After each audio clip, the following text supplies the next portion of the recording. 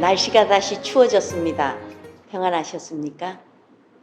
오늘 말씀은 마가복음 9장 10절에서 11절에 있는 말씀입니다.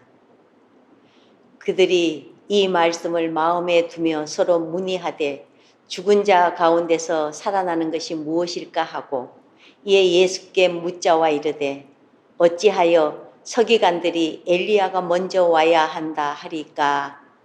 아멘. 지금은 매스컴의 발달로 지구가 말 그대로 한 마을이 된 느낌입니다. 안방에 앉아서도 영국의 왕실을 볼 수 있고 미국의 백악관을 볼 수 있습니다. 지구 반대편 일들도 앞마당에서 일어나는 일처럼 쉽게 보고 들을 수 있습니다. 거기다 요즘은 인터넷이라는 통신망이 지구를 거미줄처럼 뒤덮고 있어서 지구를 더 가까운 하나의 세계로 엮어주고 있습니다.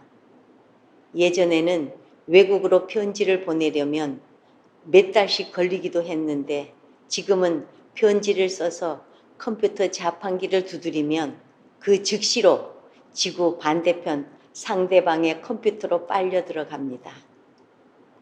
그러니 얼마나 좋은 세상입니까? 예전에는 아프리카 적도에 사는 사람들은 눈이 무엇인지 알 수가 없었습니다. 한 번도 본 일이 없는 것을 어떻게 알 수 있겠습니까? 물이 얼어서 딱딱한 얼음이 된다는 것조차도 상상할 수 없는 더운 지방에 사는 사람들이 하늘에서 내리는 눈을 어떻게 이해할 수 있겠습니까? 그래서 적도 지방으로 간 선교사님이 눈 내리는 성탄절을 소재로 설교를 하다가 아이들이 눈이 뭐냐고 묻는 바람에 설교를 포기했다는 겁니다. 눈을 본 일이 없는 아이들에게 눈을 어떻게 설명합니까? 또 설명한다고 아이들이 제대로 이해나 하겠습니까?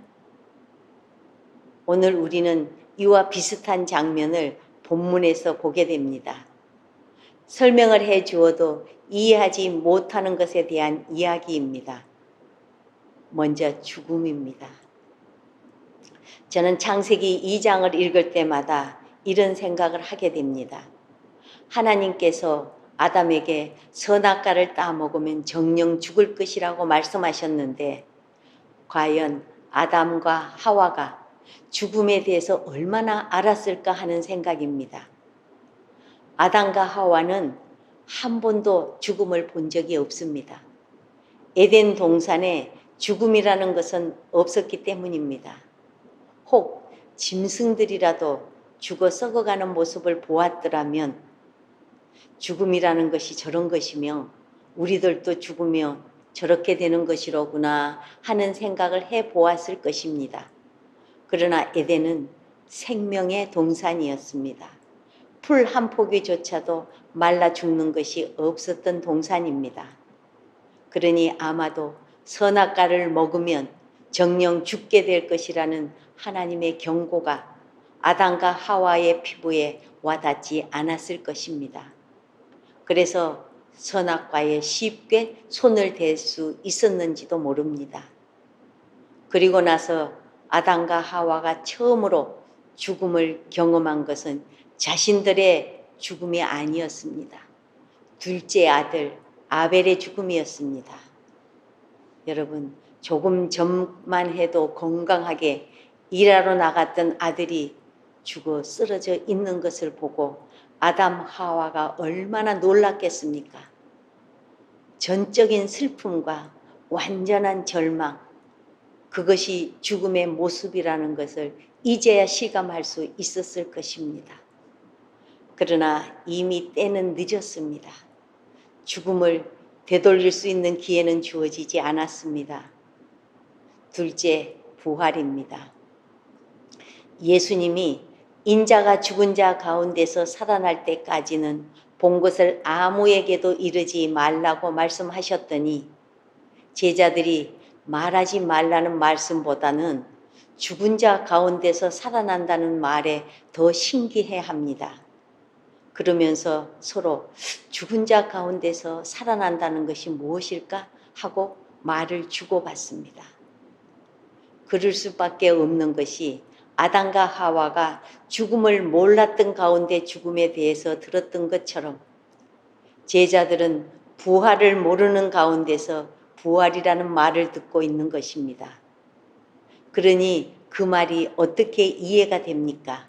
아무도 죽었다 살아난 것을 본 일이 없는데 어떻게 부활이 이해될 수 있겠습니까?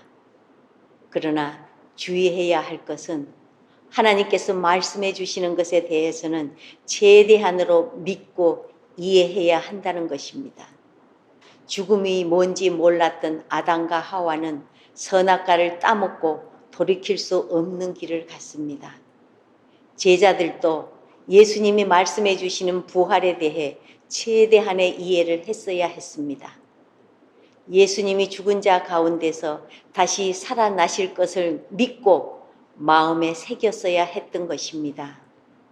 그랬더라면 예수님이 십자가를 지신 후에 뿔뿔이 흩어지지는 않았을 것입니다.